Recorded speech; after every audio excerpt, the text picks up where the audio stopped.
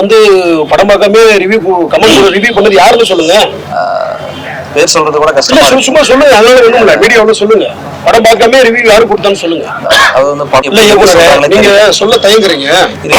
சொல்ல தயங்குறீங்க, சொல்லுங்க. பைல்வான் ரங்கநாதன் சார்ட்ட ஒரே கேட்டுக்கிறேன். ஏன்னா நானும் மீடியால தான் வந்திருக்கேன். படத்தை நீங்க பார்க்கல, உங்களோட சொந்த விருப்ப காரணங்களுக்காக படத்தை பத்தி தப்பான ஒரு ரிவ்யூ கொடுக்குறது ரொம்ப தப்பு சார். நீங்க ஒரு படம் பார்க்காமையே சிலர் வந்து ஒரு நெகட்டிவ் கமெண்ட்ஸ் யூடியூப்ல கொடுத்துருக்காங்க. ரொம்ப கஷ்டமா இருக்கு. ப்ரொடியூசர்ஸ்லாம் ரொம்ப கஷ்டப்பட்டு கடன் வாங்கி உடனே வாங்கி வட்டிக்கு வாங்கி இந்த படத்தை ரொம்ப கஷ்டப்பட்டு படம் வந்து படம் பார்க்காம ரிவ்யூ கமெண்ட் ரிவ்யூ பண்ணது யாருன்னு சொல்லுங்க. பேர் சொல்றது கூட கஷ்டம். சும்மா சொல்லுங்க, அதனால வேணும்ல மீடியாவோட சொல்லுங்க. படம் பார்க்காம ரிவ்யூ யாரு கொடுத்தான்னு சொல்லுங்க. அது வந்து படம் வந்து நல்லபடியா திரையரங்கில் ஓடிட்டு இருக்கு. தனிப்பட்ட வெறுப்புகளை மனசுல வச்சுக்கிட்டு படத்துக்கும் அதுக்கும் சம்பந்தமே இல்லாத ஒரு ஆள் வந்து அவர் ரிவ்யூ சொன்னவர். படம்னா அவர் பார்க்காமையே படத்தை பற்றி யூடியூப்பில் ரிவ்யூஸ் கொடுத்து அவரோட சொந்த சுயநலத்தெல்லாம் இதில் பயன்படுத்தி இத்தனை பேரோட உழைப்பை வழியை சம்பாதிச்சு ஒரு கேவலமாக இருக்குது. இது சொல்கிறதுக்கு கேவலமாக இருக்குது. படத்தை பார்க்காம எப்படி சொல்ல தயங்குறீங்க. பைல்வான் ரங்கநாதன் சார்ட்ட ஒரே கேட்டுக்கிறேன். ஏன்னா நானும் மீடியால தான் வந்திருக்கேன். படத்தை நீங்கள் பார்க்கல, உங்களோட சொந்த விருப்ப காரணங்களுக்காக படத்தை பற்றி தப்பான ஒரு ரிவ்யூ கொடுக்குறது ரொம்ப தப்பு சார். நீங்கள் ஒரு மீடியாவில் ஒர்க் பண்ணுறீங்க, அதை பண்ணாதீங்க. ஏன்னா நானும் மீடியாவில் தான் சொல்கிறேன். படத்தை பார்த்துட்டு ரிவ்யூ கொடுங்க, படத்தை பார்க்காம ரிவ்யூ கொடுக்காதீங்க. விமர்சனம் வந்து ரொம்ப கேவலமாக கொடுக்காதீங்க. ஏன்னா வந்து படத்தை பார்க்காம எப்படி நீங்கள் ரிவ்யூ சொல்கிறீங்கன்னு எங்களுக்கே தெரியல. அதை பார்க்கும்போது கஷ்டமாக இருக்கும். உங்கள்கிட்ட நான் பேசியிருக்கேன். தயவு செஞ்சு அந்த மாதிரி பண்ணாதீங்க. பல பேரோட உழைப்பு அதில் இருக்குது. படம் பார்க்காம ரிவ்யூஸ் அசால்ட்டாக சொல்லிட்டு போயிருங்க. இத்தனை நாளாக ஷூட்டிங் எடுத்து அவ்வளோ ஒர்க் பண்ணி அவ்வளோ உழைப்பை போட்டு தேட்டருக்கு கொண்டு வரதுல எங்கள் உயிர் வந்துருச்சு. தயாரிப்பாளர்கள் எவ்வளோ கஷ்டப்பட்டாங்கன்னு எங்களுக்கு தான் தெரியும். நீங்கள் அசால்ட்டாக யூடியூப்பில் ஒரு ரூமில் உட்காந்து அசால்ட்டாக பேசிட்டு போயிருங்க. தயவு செஞ்சு அந்த பாவத்தை சம்பாரிச்சிக்காதீங்க. தயவு செஞ்சு படம் பார்த்துட்டு ரிவ்யூ கொடுங்க, தப்பு இல்லை. அதில் ஏதாவது குறை இருந்தால் சொல்லுங்கள், நம்ம திருத்திக்கிறோம். படம் பார்க்காமையே போய்ட்டு ரிவ்யூ கொடுக்குறது மார்க். நீங்கள் யார் மார்க் கொடுக்குறதுக்கு ஃபஸ்ட்டு படத்தை ஹெச்சமா நீங்கள் எத்தனை படம் பண்ணிருக்கீங்க? ஃபஸ்ட்டு எத்தனை படம் பண்ணிருக்கீங்க? 20-30 படம் பண்ணிருக்கீங்களா? எத்தனை ஹிட்டு கொடுத்துருக்கீங்க? ஃபஸ்ட்டு படம் பார்க்காம ரிவ்யூ கொடுக்காதீங்க, அது ரொம்ப தப்பு. படம் பார்த்துட்டு ரிவ்யூ சொல்லுங்கள், குறைய சொல்லுங்கள், நாங்கள் திருத்திக்கிறோம் அடுத்த படத்தில். படம் பார்க்காம ரிவ்யூ சொல்லாதீங்க. இந்த சென்ட்ரல் படத்துக்கு மீடியா எல்லாம் சப்போர்ட் பண்ணுங்கள் தயவு செஞ்சு. நல்லா வந்திருக்கு படம், தேட்டர் நல்லா போயிட்டுருக்கு. புது அந்த படத்தில் அறிமுக இயக்குனர் நான், ப்ரொடியூசர்ஸும் அறிமுகம் தான். அவங்க எல்லாருக்கும் சப்போர்ட் பண்ணுங்கள். தேட்டரில் கொண்டு போய் படத்தை பாருங்கள், எல்லோரும் சப்போர்ட் பண்ணுங்கள். தயவு செஞ்சு சென்ட்ரல் படத்தை மக்கள்கிட்ட கொண்டு போய் சேர்க்கறது உங்களோட சப்போர்ட் ரொம்ப முக்கியம். நன்றி, வணக்கம். நீங்கள் தான் எல்லாமே. அவர் படம் பார்க்கல சார். ஏன்னா வந்து இன்னைக்கு இந்த ஷோ பார்த்துட்டு ட்ரைலர் லான்ச் வச்சிருந்தாலும் ஆடியோ லான்ச் வச்சு அன்னைக்கு யூடியூப்ல ஏறிடுச்சு படம். ரிவ்யூ ஏறிடுச்சு, யூடியூப்ல போட்டாங்க. ஏன்னா ஒரு 8 நிமிஷம் 7 நிமிஷம் ரிவ்யூ கொடுக்குறாரு, 2 நிமிஷம் தான் கொடுத்துருக்காரு. அதில் ஃபோன் கால் ரெக்கார்ட் இருக்கு எனக்கு. அவர்கிட்ட நான் பேசினேன், ஏன் சார் இப்படி கொடுத்துறீங்க அப்படின்னு சொல்லி கேட்கும்போது, இல்லை ஸ்டேஜில் வந்து நான் அவர் அப்படி தப்பாக பேசிட்டாரு. அண்ணா வந்து இருக்க சொல்லிடுறேன். அண்ணா வந்து அவரோட தனிப்பட்ட விஷயங்கள் அது எங்களுக்கு தெரியாது. எங்கள் ஃபர்ஸ்ட் படம் ஸ்டேஜில், சரிங்களா? இவர் வந்து அவர் தனிப்பட்ட வகையில் கோவப்பட்டு பேசிட்டாரு. அதை நீங்கள் தனிப்பட்ட முறையில் ஃபோன் பண்ணி கேட்டிருக்கலாம், கோவப்பட்டிருக்கலாம், ரியாக்ட் பண்ணிருக்கலாம், பண்ணிருக்கலாம். நாங்கள் என்ன பாவம் பண்ண, படம் என்ன பாவம் செஞ்சிச்சு? அவர்கிட்ட கேட்கும்போது அவரே சொல்றாரு, அவர் என்கிட்ட அவர் ஸ்டேஜில் பேசும்போது எல்லாரும் அமைதியாக இருந்தீங்க, அந்த கோவத்தில் தான் அப்படி செஞ்சங்கிறத பகிரங்கமாக சொல்றாரு. நான் கால் பேசும்போது ரெக்கார்டும் இருக்கு. ஸோ அதில் தான் நான் சொல்றேன். வில்லன் வந்து பேரரசு. திருப்பதிலே அஜித் ஈக்குவலா போட்டி கொடுத்தாரு. அது அப்படியே கண்டினியூ பண்ணிருந்தா ஒரு பெரிய நடிகராக ஆயிருப்பாரு. அதோட இவர்கிட்ட பண்ணல.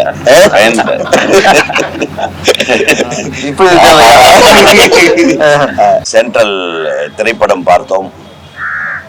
தமிழ்நாடு திரைப்பட இயக்குநர்கள் சங்கத்திற்காக திரையிடப்பட்ட இந்த திரைப்படத்தை அனைத்து எங்கள் சங்க இயக்குநர்கள், இணை துணை இயக்குநர்கள் எல்லோரும் கண்டுகளித்தோம். ஒரு மிக சிறப்பான படத்தை ஒரு புதிய இயக்குனர் திரு பாரதி அவர்கள் இயக்கியிருக்கிறார். அவர் எடுத்துக்கொண்ட விஷயத்தை ரொம்ப தெளிவாக கம்யூனிகேட் பண்ணியிருக்காரு. ஒரு வர்க்க போராட்டம் தான், பணக்காரன் ஏழை போராட்டத்தை, விளிம்பு நிலை மக்களுடைய வாழ்வாதாரத்தை எப்படி வந்து அவர்கள் வென்றடிக்க துடிக்கிறார்கள், எத்தனை சிரமத்துக்கு ஆளாகிறார்கள் என்பதை அழகாக அற்புதமாக படம் பிடித்திருக்கிறார். இயக்குனருக்கு வாழ்த்துக்கள். இந்த படத்தில் நடித்திருக்கிற காக்கா முட்டை விக்னேஷ் மற்றும் சோனி, அவரோடு இணைந்து நடித்திருக்கிற நிறைய பேர், குணா, பாவலன் போன்ற நிறைய பேர் மிக அருமையாக நடித்திருக்கார்கள், இயல்பாக நடித்திருக்கிறார்கள். ஒரு படம் பார்க்கும்போதே அந்த படம் வந்து ஏதோ நம்ம ஊர் பக்கம் நடக்கிற மாதிரியே ஒரு ஃபீலிங் இருக்கு. சரி, ஊர்ல இருந்து கட் பண்ணி ஒரு போர்ஷன் சென்னைக்கு வந்தால் அது கூட இயல்பான ஒரு சென்னை நகரத்தை ஒட்டி நடக்கக்கூடிய நிகழ்வுகளை அப்படியே படம் பிடித்திருக்கிறார்கள். அதில் நடித்த அனைவரும் அந்தந்த இடத்திற்கேற்ப யதார்த்தமான நடிப்பை வெளிப்படுத்தியிருக்கிறார்கள். குறிப்பாக இந்த படத்தில் ஒரு மிகப்பெரிய டர்னிங் பாயிண்டாக நமக்கு தெரிகிறது. இந்த படத்தோட மெயின் எலிமெண்ட் யாரைக்காக போராடுகிறார்கள்னா, யாரை எதிர்த்து போராடுகிறாங்கன்னா அந்த எதிர்ப்பு சக்தியாக வருபவர் தான் இயக்குனர் பேரரசு. அது கோதண்டம் வைகுண்டம் என்கிற ஒரு கதாபாத்திரம். அது வந்து பெரிய ஒரு எமோஷனலாக ஒரு மிகச்சிறந்த வில்லனா. அந்த வில்லன்கன்னா ஒரு ஒரு ஒரு ஒரு முதலாளித்துவத்தோட அகங்காரம் எப்படி இருக்குமோ அதை அப்படியே வெளிப்படுத்தி இருக்கிற ஒரு விதம் வந்து இந்த படத்தில் ஒரு மிகப்பெரிய விஷயமா இருக்கு. அதை எதிர்த்து தான் இந்த கதைக்களமே நடக்குது. ஸோ ஆக ஒரு மிக முக்கியமான கதாபாத்திரத்தில் தனக்கே உண்டான பாணியில் ஒரு வித்தியாசமான நடிப்பை இனிமேல் தமிழ் சினிமாவில் ஒரு மிகப்பெரிய இடம் எனக்கு இருக்குடா அப்படின்றத நிரூபிக்கும் அளவிற்கு நடித்திருக்கும் இயக்குனர் சங்கத்தின் பொதுச் செயலாளர் திரு பேரரசு அவர்களுக்கு நம்ம மனமார்ந்த வாழ்த்துகள். ஏன்னா ஒவ்வொருத்தரும் பார்க்கணும், தியேட்டரில் பார்க்கும்போது பேரரசு சார்னு கை தட்டுறதை பார்க்கும்போது எனக்கே டென்ஷனாக இருக்கு.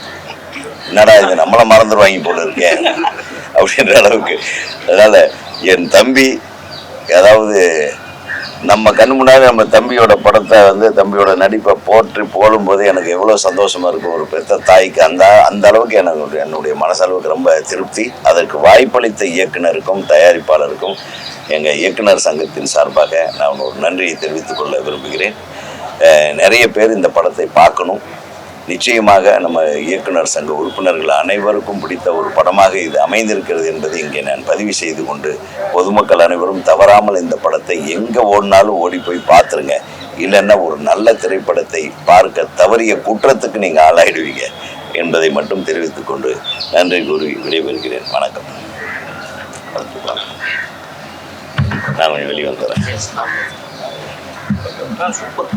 பத்திரிகை நண்பர்களுக்கும் ஊடக நண்பர்களுக்கும் ரசிக பெருமக்களுக்குமே எனது முதற்கண் வணக்கங்கள். சென்ட்ரல் ஒரு அருமையான படம். வர்க்க போராட்டத்தையும் இவங்க சொல்லியிருக்க விதம் வந்து ரொம்ப வித்தியாசமான ஒரு முறையில் வந்து அதை சொல்லியிருந்தாங்க. படத்தில் எல்லாருடைய நடிப்பும் ரொம்ப இயல்பாக இருந்தது. நம்ம காக்கா முட்டை விக்னேஷ் சார் ஆகட்டும், சோனி ஆகட்டும், தம்பி பேரரசு ஆகட்டும், எல்லாருடைய நடிப்பும் அப்படி ஒரு இயல்பாக, சாதாரணமாக வர கேரக்டர்ஸ் கூட அவ்வளோ இயல்பாக வந்து குணா அவரை மென்ஷன் பண்ணணும். குணாவும் ரொம்ப அற்புதமாக எல்லாருமே இயல்பாக பண்ணியிருந்தாங்க. இவர் முதல் இயக்குனர் என்று தெரியாத அளவுக்கு அற்புதமாக வந்து இந்த படத்தை இயக்கியிருக்காரு. அதாவது தான் சொல்ல வேண்டிய கருத்தை சொல்ல வேண்டிய வகையில் எங்கேயுமே வந்து ஒரு காம்ப்ளிகேஷன் சிக்கல்கள் இல்லாமல் ரொம்ப தெளிவாக அருமையாக வந்து தான் சொல்ல வேண்டிய கருத்தை சொல்லியிருக்காரு.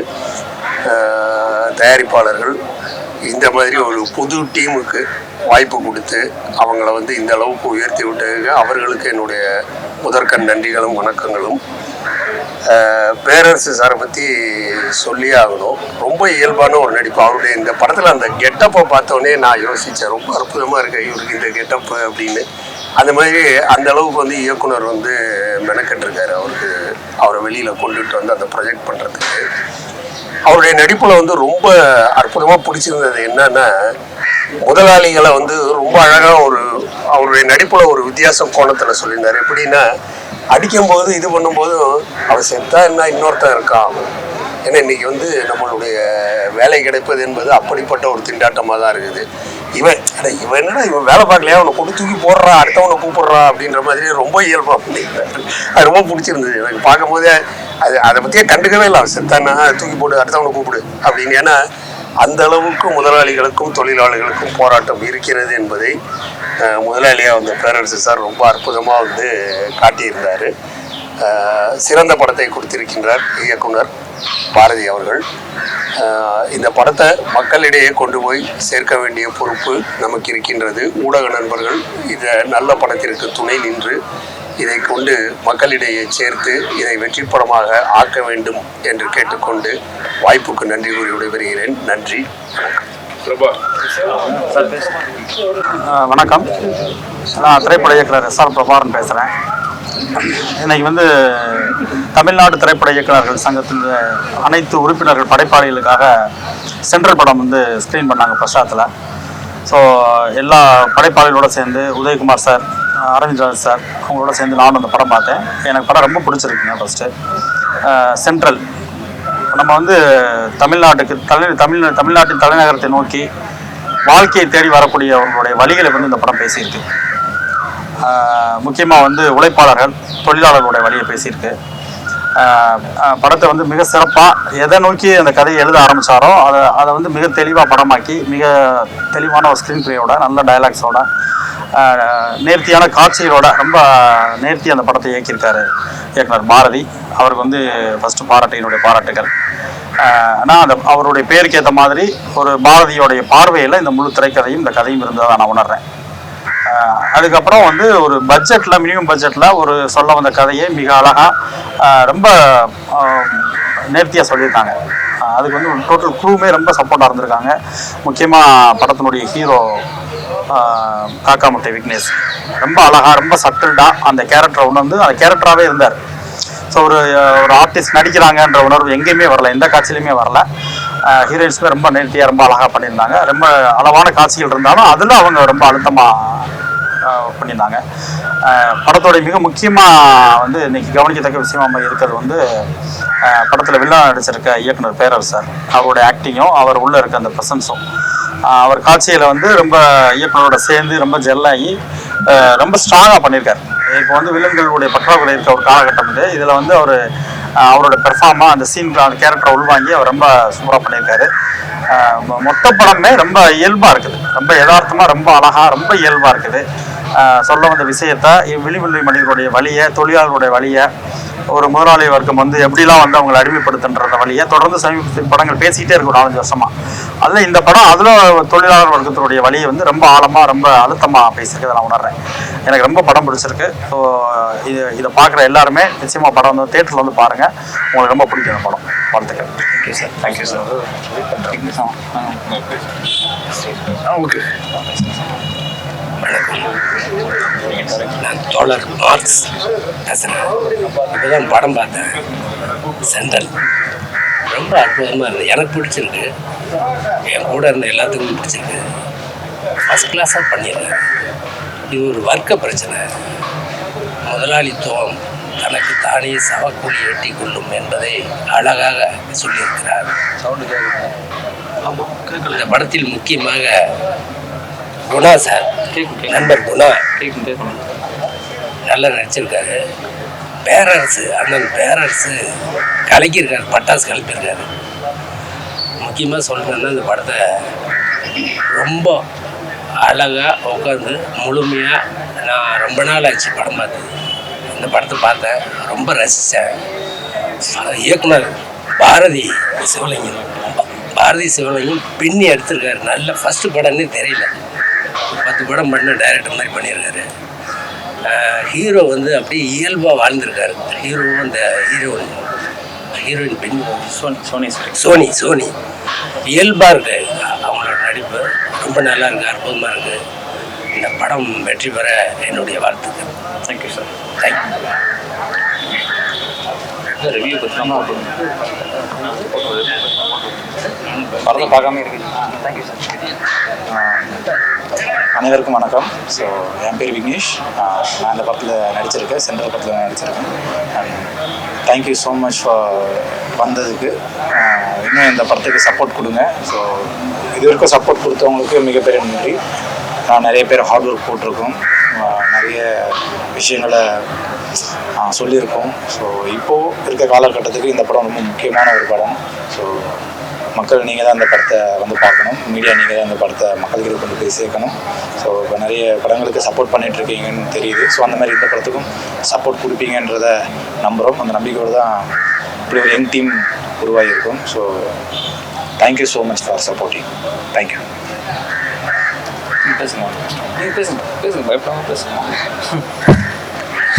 எல்லாருக்குமே வணக்கம். இங்கே நிறையா இயக்குனர்கள் வந்திருக்காங்க. அவங்க எல்லாருக்குமே ரொம்ப ரொம்ப நன்றி. இந்த வாய்ப்பை அமைச்சு கொடுத்த பேரரசு சாருக்கு வந்து ரொம்ப நன்றி. ஏன்னா வந்து ஒரு படம் கொண்டு போய் சேர்க்கிறது பெரிய விஷயம். அதுவும் இவ்வளோ இயக்குனர்கள் இங்கே இருக்காங்க. இவங்க எல்லாருக்குமே ஒரு படத்தை வந்து ஒரே டைமில் கொண்டு போய் சேர்க்கிறது பெரிய விஷயம். அதுக்காக வந்து பேரரசு சாருக்கு வந்து ரொம்பவே நன்றி.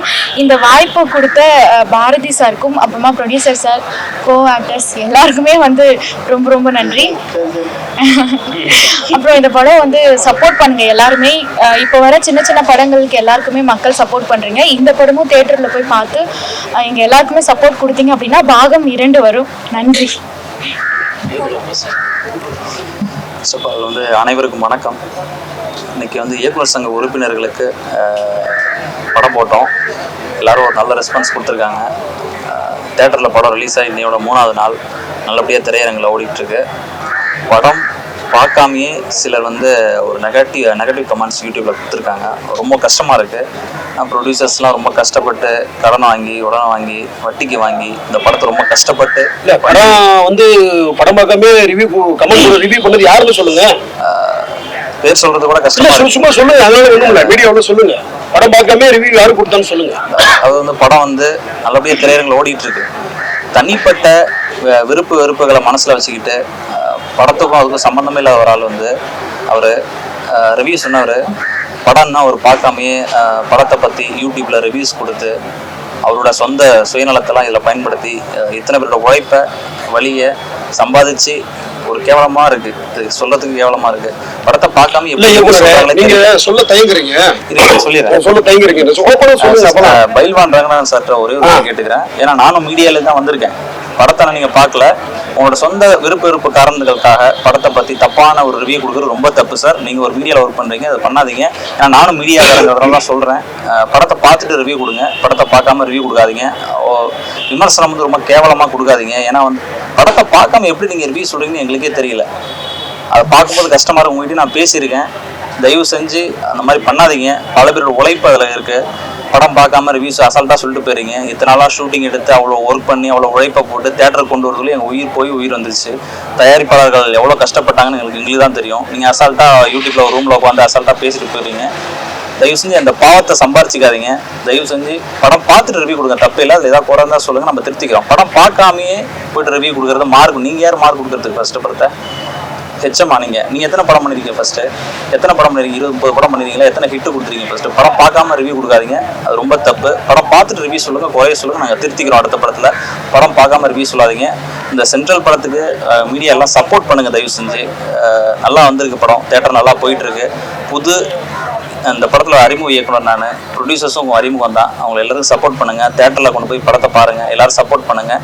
தயவு செஞ்சு சென்ட்ரல் படத்தை மக்கள்கிட்ட கொண்டு போய் சேர்க்கறது உங்களோட சப்போர்ட் ரொம்ப முக்கியம். நன்றி, வணக்கம். நீங்கள் தான் எல்லாமே. அவர் படம் பார்க்கல சார். ஏன்னா வந்து இன்னைக்கு இந்த ஷோ பார்த்துட்டு ட்ரைலர் லான்ச் வச்சிருந்தாலும் ஆடியோ லான்ச் வச்சு அன்னைக்கு யூடியூப்ல ஏறிடுச்சு படம். ரிவ்யூ ஏறிடுச்சு, யூடியூப்ல போட்டாங்க. ஏன்னா ஒரு 8 நிமிஷம் 7 நிமிஷம் ரிவ்யூ கொடுக்குறாரு. 2 நிமிஷம் தான் கொடுத்துருக்காரு. அதில் ஃபோன் கால் ரெக்கார்ட் இருக்கு எனக்கு. அவர்கிட்ட நான் பேசினேன். ஏன் சார் இப்படி கொடுத்துறீங்க அப்படின்னு சொல்லி கேட்கும்போது, இல்லை ஸ்டேஜில் வந்து நான் அவர் அப்படி தப்பாக பேசிட்டாரு. அண்ணா வந்து இருக்கு சொல்லிடுறேன். அண்ணா வந்து அவரோட தனிப்பட்ட விஷயங்கள் அது எங்களுக்கு தெரியாது. அங்கே ஃபர்ஸ்ட் படம் ஸ்டேஜில், சரிங்களா? இவர் வந்து அவர் தனிப்பட்ட வகையில் கோவப்பட்டு பேசிட்டாரு. அதை நீங்கள் தனிப்பட்ட முறையில் ஃபோன் பண்ணி கேட்டிருக்கலாம், கோவப்பட்டிருக்கலாம், ரியாக்ட் பண்ணிருக்கலாம், எல்லாம் பண்ணியிருக்கலாம். நாங்கள் என்ன பாவம் பண்ண, படம் என்ன பாவம் செஞ்சிச்சு? அவர்கிட்ட கேட்கும்போது அவரே சொல்றாரு. அவர் என்கிட்ட அவர் ஸ்டேஜ்ல பேசும்போது எல்லாரும் அமைதியான இருந்தீங்க. அந்த கோவத்தால தான் அப்படி செஞ்சங்கிறத பகிரங்கமா சொல்றாரு. நான் கால் பேசும்போது ரெக்கார்டும் இருக்கு. ஸோ அதுல தான் நான் சொல்றேன். சரி, சென்ட்ரல் படத்தை எல்லாரும் சப்போர்ட் பண்ணுங்க. தேட்டர்ல போய் பாருங்க. நன்றி. வில்லன் வந்து பேரரசு. வணக்கம் எல்லாருக்கும். இங்க முதல்ல இந்த சென்ட்ரல் படத்தை எங்களுடைய தமிழ்நாடு திரைப்பட இயக்குனர் சங்கத்துக்கு திரையிட்ட தயாரிப்பாளருக்கும் இயக்குனருக்கும் எங்களுடைய நன்றி.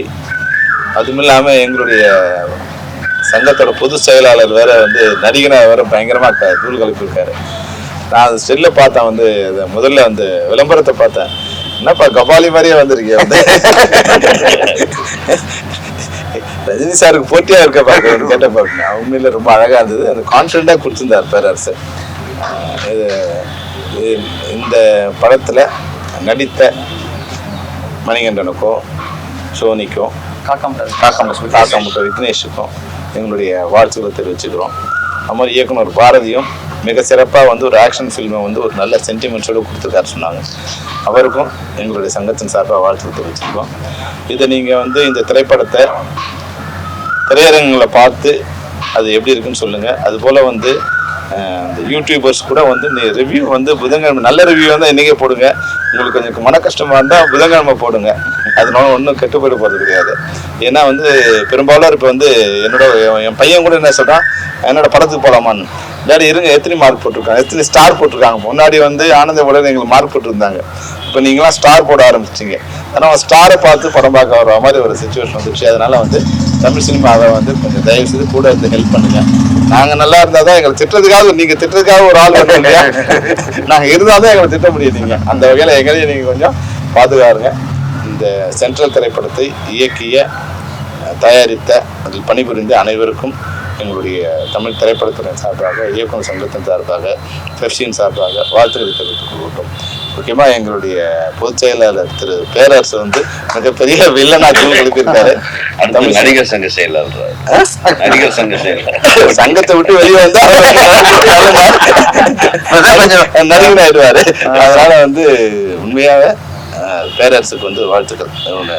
அந்த கெட்டப் ரொம்ப பிரமாதமாக இருந்தது.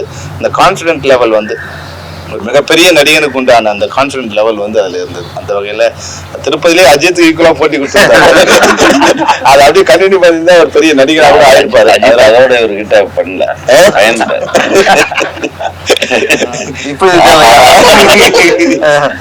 அதனால வந்து நடிகனாக வரத்துக்கு எங்களுடைய வாழ்த்துக்கள் தெரிவிச்சிருக்கோம். அனைவருக்கும் நன்றி, வாழ்த்துக்கள்.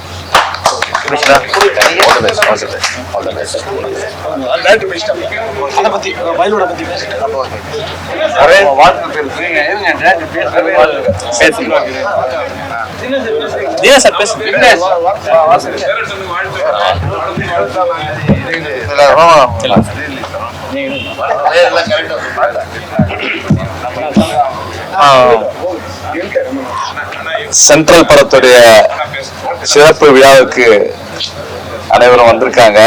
இந்த படம் வந்து பிரபலமாகவும் பரபரப்பாகவும் பேசப்படுறது. பேரரசு அவர்களை பற்றி நான் என்ன சொல்லணும்னா, அவர் இயக்கிய படங்கள் எல்லாமே மக்கள் திருப்தியாக பார்த்து மக்கள் வந்து ரொம்ப சந்தோஷப்படுத்திருக்காரு அவர். ஸோ அவர் வந்து டைரக்ஷனில் பொறுத்த வரைக்கும் அவர் வந்து மக்களின் டைரக்டராக ஆகிட்டார். இது ஃபர்ஸ்ட் டைம் வந்து இப்போ அவர் வந்து ஃபர்ஸ்ட் டைமா செகண்ட் டைமா தெரியல, பேரரசு ஒரு கேரக்டர் பண்ணியிருக்காரு இந்த சென்ட்ரல் படத்தில். வந்து ஒரு வில்லன் கேரக்டர் சொன்னார். அது அந்த போஸ்டர் பார்க்கும்பொழுது ஒரு கிராமத்தில் இருக்கிற வில்லன் எப்படி இருப்பாரோ அந்த மாதிரி நல்லா பரபரப்பாக இருக்க மாதிரி வேட்டிலாம் கட்டிட்டு ரொம்ப ஒரு மிராசுதாரர் மாதிரி இருந்தார். பார்க்கும்போதே ஒரு அப்பீல் இருந்துச்சு. எப்படி மக்கள்கிட்ட வந்து பிரபலம் அடைந்தாரோ, எப்படி அவர் டைரக்ஷன் மூலமா மக்கள்கிட்ட பிரபலம் அடைந்தாரோ, அதே போல் கண்டிப்பா அவருடைய இந்த ஆக்டிங் மூலமாகவும் மக்களிடம் பெரிய வரவேற்பு பெற்று பெரிய நடிகராக வருவார் என்று நாங்கள்லாம் நம்பிட்டு இருக்கோம். அவருக்கு வாழ்த்துக்கள். அது மட்டும் இல்ல, இந்த சென்ட்ரல் படத்தை தயாரித்த தயாரிப்பாளர், டைரக்டர், அதில் ஒர்க் பண்ண டெக்னீஷியன் அனைவருக்கும் வாழ்த்துக்களை தெரிவித்துக் கொண்டு இந்த படம் மிகப்பெரிய வெற்றி அடைய வேண்டும் என்று எல்லாம் உங்ககிட்ட தான் இருக்கு, உங்களை கேட்டுக்கொள்கிறேன். நன்றி, வணக்கம்.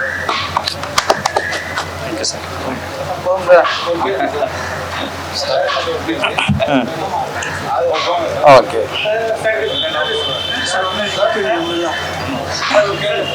கேட்டுறேன்.